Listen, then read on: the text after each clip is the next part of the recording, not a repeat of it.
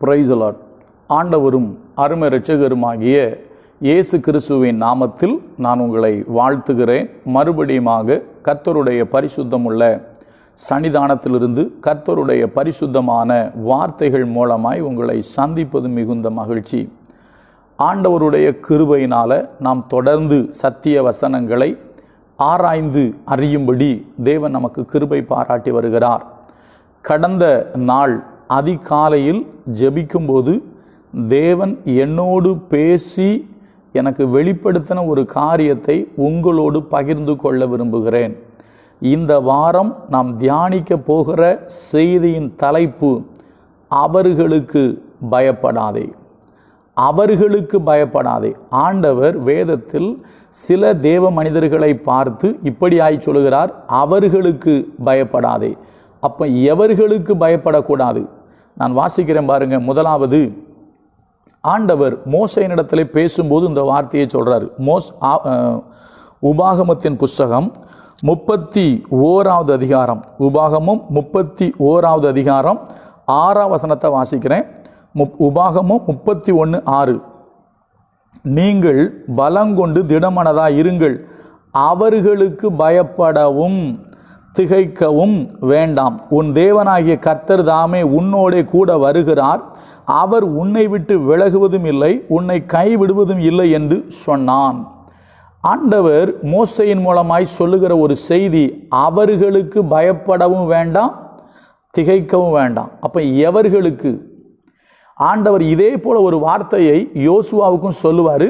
அதை படிச்சுட்டு ஆண்டவர் யாருக்கெல்லாம் பயப்பட வேண்டாம் என்று சொன்னார். அதாவது அவர்களுக்கு பயப்பட வேண்டாம், அவர்களுக்கு பயப்பட வேண்டாம்.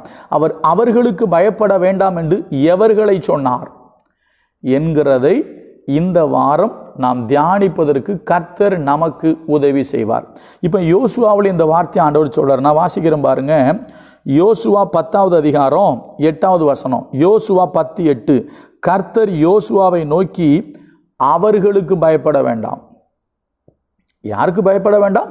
அவர்களுக்கு பயப்படாயாக உன் கைகளில் அவர்களை ஒப்பு கொடுத்தேன், அவர்களில் ஒருவரும் உனக்கு முன்பாக நிற்பது இல்லை. அப்போ தேவன் நம்மோடு பேசுகிற செய்தி என்ன தெரியுமா? அவர்களுக்கு பயப்படாதே. அப்போ அந்த அவர்கள் என்று அவர் சொல்வது யாரை? எவர்கள்? கொஞ்சம் இன்னைக்கு ஒரு காரியத்தை பார்ப்போம், தொடர்ந்து வர நம்ம தியானிப்போம். கர்த்தர் நமக்கு உதவி செய்வாராக. இந்த வாரத்தில் நாம் தொடர்ந்து தியானிக்க போகிற காரியம், அவர்களுக்கு பயப்படாத. அவர்களுக்கு பயப்படாத. எவர்கள்? வாசிக்கிறோம் பாருங்க. 2 ராஜாக்களின் புஸ்தகத்தில் கர்த்தர் ஒரு அழகான ஒரு செய்தி சொல்றார். என்ன தெரியுமா சொல்றாரு? நான் படிக்கிறேன். 2 ராஜாக்கள் 17 முதல்ல 35 படிக்கிறேன். 2 ராஜாக்கள் 17:35. கர்த்தர் இவர்களோட உடன்படிக்கை பண்ணி இவர்களுக்கு கற்பித்தது என்னவென்றால், நீங்க அந்நிய தேவர்களுக்கு பயப்படாமலும். யாருக்கு பயப்படாதீங்க? அந்நிய தேவர்களுக்கு நீங்க பயப்படாதீங்க. தேவர்கள், ஐயா ஒன்று புரிஞ்சுக்கிடுங்க, வானத்திலும் பூமியிலும் தேவர்கள் உண்டு, தேவன் ஒருவர் தான். வானத்திலும் பூமியிலும் கர்த்தாக்கள் உண்டு, கர்த்தர் ஒருவர் தான். ஐயா ஒரே ஒருவர் தான் தேவன், மீதி எல்லாருமே தேவர்கள். அந்த தேவர்களுக்கு நீ பயப்படாத. புரியுதா?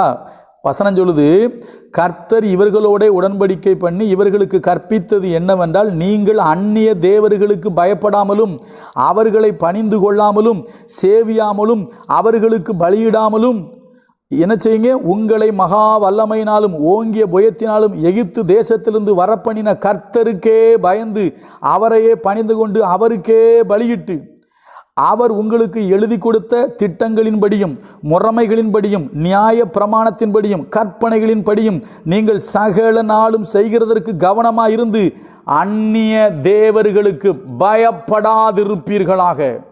யாருக்கு பயப்படாதீங்க? அந்நிய தேவர்களுக்கு பயப்படாத. கர்த்தரை தவிர வேற ஏதாவது தெய்வம்னு சொல்லி, வேற ஏதாவது தெய்வம் தேவர்கள் என்று சொல்லி உங்களுக்கு விரோதமாக எழும்பினால் அதை பார்த்து பயப்படாதீங்க. அந்நிய தேவர்களுக்கு என்ன செய்யாதீங்க? பயப்படாதீங்க. நான் நிறைய சொல்ல முடியும் என்னால். நான் சின்ன பையனாக இருக்கும்போது எவ்வளோ கதை சொல்லுவாங்க தெரியுமா? அப்படி பண்ணிடும் இப்படி பண்ணிடும். ஒரே ஒரு சம்பவம் சொல்கிறேன். நான் இருக்கிற ஊரில் ஒரு சகோதரிக்குள்ள ஒரு ஒரு மோசமான ஆவி ஒன்று உள்ளே இருந்துச்சு. அதை மற்றவங்க கடவுள் என்று சொல்லி அதை வணங்குவாங்க. என்ன தெரியுமா ஆச்சு அங்கே? அதாவது அவங்களுக்குள்ள அந்த ஆவி இருக்கும். வேற யாராவது ஒருத்தங்க போய் நீ இந்த இடத்துக்கு வா, உன்னை கூட்டிகிட்டு போகிறேன் அப்படின்னு சொன்னாச்சுன்னா அன்றைக்கு ராத்திரியே அந்த ஆவி போய் அவங்ககிட்ட கனவுல வந்து சொல்லுமா, அவளை வந்து கூப்பிடாத, அவளை கூட்டிகிட்டு எங்கேயும் போவாதன்னு சொல்லி கனவுல வந்து மிரட்டுமா எல்லாரையும். நல்லா கவனிங்க, எல்லாரையும் மிரட்டுமா.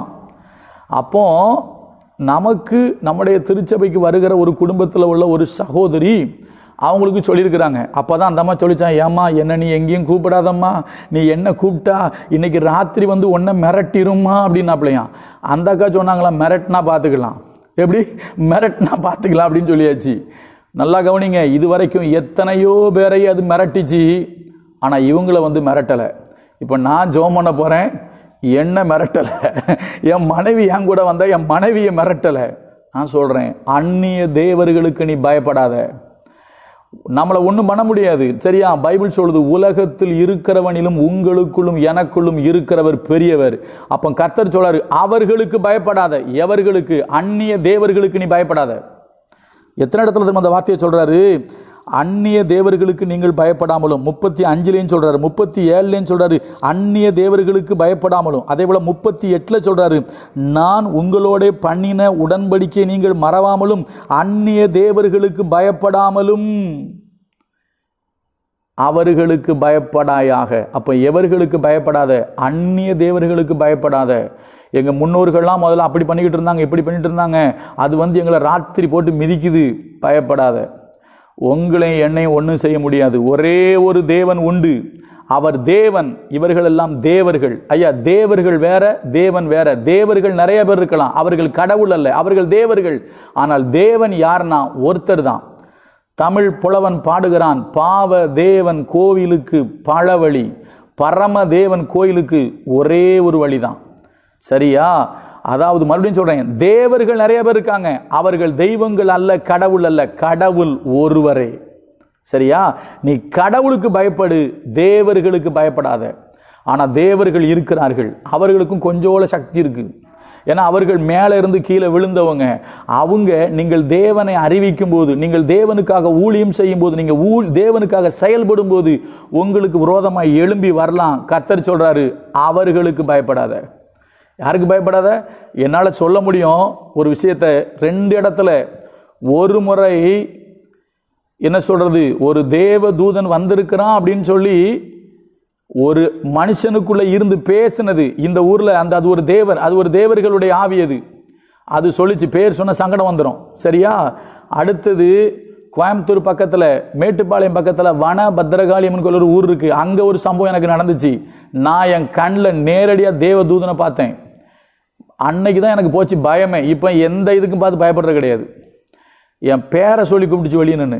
சரியா? அப்போ வந்தார் பாருங்க இறங்கி தேவதூதன், பிச்சுக்கிட்டு ஓடிச்சு. நான் இன்னைக்கு சொல்கிறேன் தேவ பிள்ளைகளே, அதிலிருந்து எனக்கு அந்த அந்நிய தேவர்களை குறித்து எனக்கு என்ன கிடையாதுன்னா பயமே கிடையாது. ஓகே, கவனிங்க, நிறைய சொன்ன சங்கடம் வரும். ஆனால் உண்மை அதுதான். தேவர்கள் வேற, தேவன் வேற. நாம் தேவனை வழிபடுகிறோம், ஜீவனுள்ள தேவனை வழிபடுகிறோம். அதனால அந்நிய தேவர்களுக்கு பயப்படாதிருங்கள். மோசட்ட சொல்றாரு, அவர்களுக்கு பயப்படாதே. அப்ப எவர்களுக்கு பயப்படாத? ஃபர்ஸ்ட் அந்நிய தேவர்களுக்கு நீ பயப்படாத. அவைகள் உனக்கு விரோதமாய் எழும்பி வரலாம். பைபிள் சொல்லுது, வான மண்டலங்களில் உள்ள பொல்லாத ஆவிகளின் சேனைகளோடு நமக்கு என்ன உண்டு? போராட்டம் உண்டு. அது போராடுதுன்னு பயப்படாத. அவைகளுக்கு, அவர்களுக்கு பயப்படாதீங்க. ஏன்னா கர்த்தர் நம் பட்சத்தில் இருக்கும் பொழுது நமக்கு எதிராய் நிற்பவன் யார்? அதாவது சொல்றான், என் மேல் ஒரு யுத்தம் வந்தாலும் நான் பயப்பட மாட்டேன் அப்படிங்க. அவர்களுக்கு பயப்படாதிருங்க. முதல் யாருக்கு பயப்படாதிருங்கள் அப்படின்னா, அந்நிய தேவர்களுக்கு பயப்படாதுங்க. உங்களை படைச்ச ஒரே தேவன், ஜீவனுள்ள தேவன், ஆண்டவராகிய இயேசு கிறிஸ்து பரம பிதா, அவருக்கு பயப்படுங்க. அந்நிய தேவர்களுக்கு என்ன செய்யாதீங்க? பயப்படாதீங்க. நாளைக்கு அவர்களுக்கு பயப்படாதிருங்கள் என்று யாரை சொன்னார் என்று நாளைக்கு சொல்றேன். கர்த்தர் நல்லவர், அவர் கிருபை நம்மேல் என்றும் உள்ளது. God bless you.